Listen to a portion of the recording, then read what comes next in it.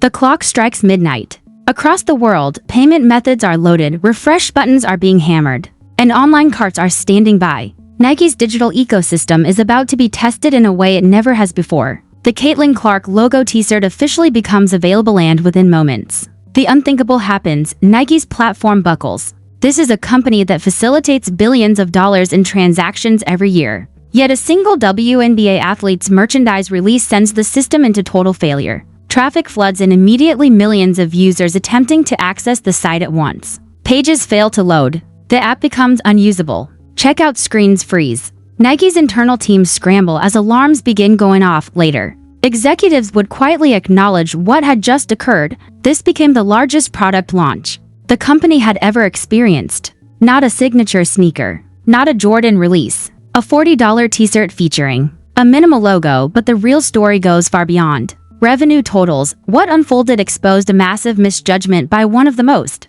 powerful brands in sports and revealed how deeply women's basketball has been undervalued for years. Strip away the hype, and what remains is a case study in corporate blind spots colliding with cultural reality. Before we go further, engagement matters. If you believe this kind of breakdown deserves attention, interact with the video. It tells the algorithm we're covering something important. Now, let's rewind. Nike signed Caitlin Clark in April of 2024. From that moment forward, anticipation skyrocketed. Fans waited and waited. Months passed with no official merchandise, no apparel, no branding rollout. For a company capable of launching full product lines in under half a year, the delay raised eyebrows. 18 months later, Nike finally unveiled a logo, two interlocking C's representing Clark's initials, and her expanding influence on the court. The release strategy was quiet. A late-night drop. No major campaign build-up. The assumption seemed clear: demand would be strong, but manageable. Pricing landed at $40 for adults and $35 for youth sizes. Nike produced roughly 2 million units, a number that on paper appeared aggressive. In fact, it exceeded production volumes for some historic Jordan launches. It still wasn't close to enough. Within 60 seconds of release, Nike's servers began failing. Not just localized outages, global disruption. Systems that routinely handle supreme releases and international drops were overwhelmed. Error messages appeared in dozens of languages as users were forcibly logged out mid-purchase. When the European release window opened hours later, the same breakdown occurred. Asia followed with identical results. Demand surged everywhere. Clark had visibility, and that turned out to be everywhere. On resale platforms overseas, shirts were immediately listed at extreme prices. In some cases, equivalent values surpassed several $100s per unit. In Tokyo, fans reportedly gathered outside physical locations hoping inventory might appear in store. Before the system completely collapsed, Nike managed to process over 500,000 orders in under an hour. At retail pricing, that translated to roughly $20 million before sales were forcibly cut off. Due to infrastructure failure, had the platform remained functional, analysts believe the launch would have shattered every previous benchmark in sports apparel history. Within hours, meanwhile, the secondary market exploded. Automated resellers moved faster than everyday consumers, acquiring massive quantities while regular buyers struggled with broken checkout pages. Prices skyrocketed almost instantly across stocks, eBay, and Grailed, with markups exceeding 200% in minutes. Some high-volume resellers reportedly cleared tens of thousands of dollars overnight. From Clark merchandise alone, on stocks, trading activity for the logo tee surpassed every prior Nike product launch across all categories. That result was unprecedented. A WNBA athlete's apparel became the most actively traded item on one of the world's largest resale platforms, surpassing high-profile collaborations and limited sneaker releases. Inside Nike, the reaction was immediate. Emergency calls were made overnight. Senior leadership was briefed before dawn. Manufacturing partners in Southeast Asia were instructed to ramp production instantly. Additional millions of units were ordered. Logistics providers were paid premium rates to prioritize shipping. Nike wasn't reacting to hype, they were reacting to realization. The following morning, financial markets responded. Nike's stock climbed sharply in pre-market trading, with analysts openly crediting the Clark launch for renewed investor confidence. A single apparel drop influenced valuation movement for a company worth over $100 billion. Online discourse exploded. Clark's name trended worldwide, not regionally, not within sports media, globally. Videos documenting failed purchase attempts amassed massive view counts. Emotional reactions fueled virality. Influencers offered extraordinary sums simply to obtain a shirt for content. Even major celebrities reportedly entered the resale market to secure inventory. This moment spilled far beyond basketball. It became a cultural event. Yet the most revealing detail came when inventory numbers were compared across product lines. Nike believed 2 million units represented overproduction. That supply vanished in hours. For context, some of the most iconic men's basketball releases take days or longer to reach comparable figures. Clark's T-shirt outperformed signature sneaker launches without any footwear attached. Other WNBA athletes noticed. Established signature lines appeared stagnant by comparison. Even players who compete directly against Clark were purchasing and sharing her merchandise publicly. The branding eclipsed rivalry. What we are witnessing is not a popularity spike. It is a forced market correction. Corporate America is confronting a truth it avoided for decades. Women's basketball possesses commercial power on par with the largest properties in sports. And the story didn't end there. When Nike released the full Clark collection weeks later, hoodies, shorts, accessories, the company still wasn't prepared. Purchase limits were enforced. Bot protection measures escalated.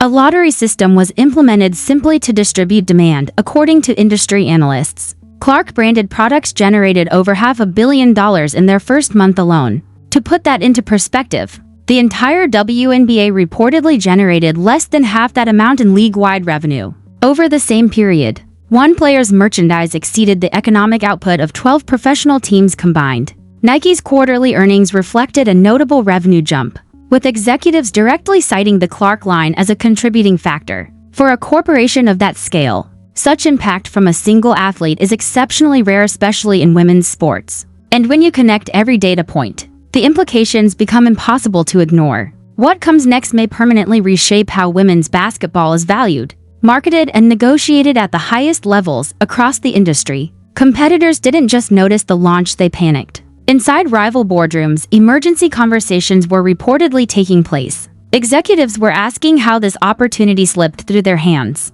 Market reactions reflected the shock. Shares of competing athletic brands dipped as investors reassessed the landscape. For some companies, a single T-shirt from Nike generated more attention than entire footwear portfolios they had spent years building. Every major sportswear brand was asking the same question: how did this happen without a shoe?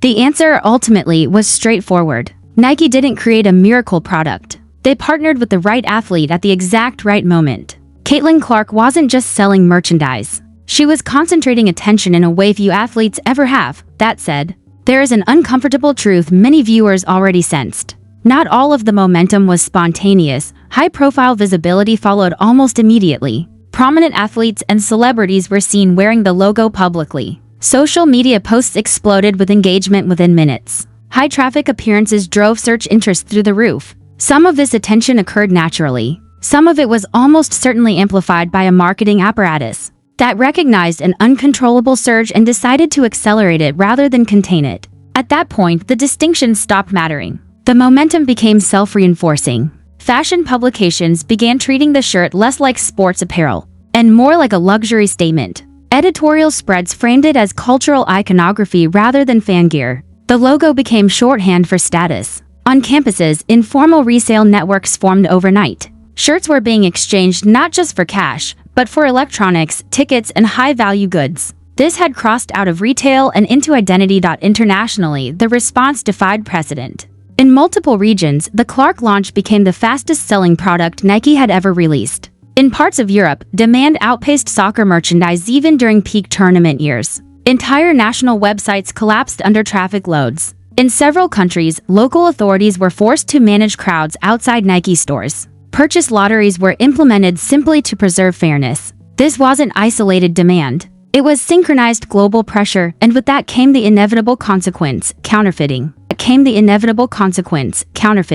Within days, imitation products flooded physical and digital marketplaces. Street vendors, third-party platforms, and polished-looking storefronts all began circulating replicas. Nike responded aggressively. Authentication systems were deployed. Product tags were upgraded. Security teams expanded. Law enforcement agencies became involved as shipments were intercepted at borders. Industry analysts estimate that counterfeit circulation quickly outpaced legitimate supply, turning the gray market into a massive parallel economy. Few modern apparel launches especially in women's sports have ever triggered that level of illicit replication. But the most important question isn't about shirts or branding. It's about what this signals for women's basketball as a business. For decades, major companies treated WNBA merchandise as a secondary consideration. Investment was minimal. Distribution infrastructure was thin. The prevailing belief was that demand simply wasn't strong enough to justify scale. This launch dismantled that belief completely. What happened wasn't theoretical.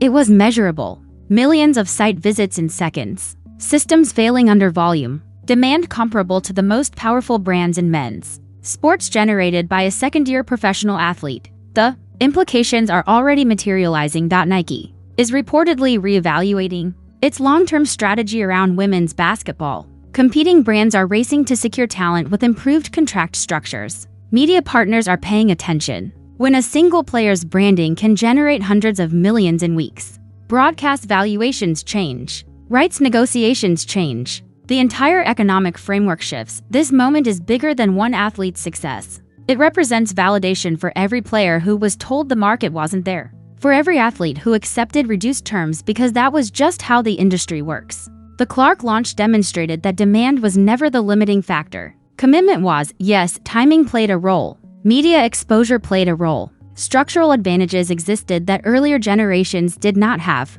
All of that is true. But what matters is how that platform is being leveraged, and how it's expanding the ceiling for everyone who follows. Future contract negotiations will reference these numbers. Sponsorship terms will reflect this precedent. The ecosystem is already recalibrating. What we are witnessing isn't incremental growth. It's acceleration. Nike moved from cautious production to emergency manufacturing within days. That isn't adaptation, it's transformation. And the financial consequences will extend far beyond a single product line. If you want to stay ahead of how this reshapes the WNBA's financial future, follow closely. The next phase isn't about merchandise, it's about media rights, valuations, and long-term power shifts. The Caitlin Clark logo didn't just disrupt Nike's systems. It shattered long-held assumptions about the commercial ceiling of women's basketball. And this is only the beginning.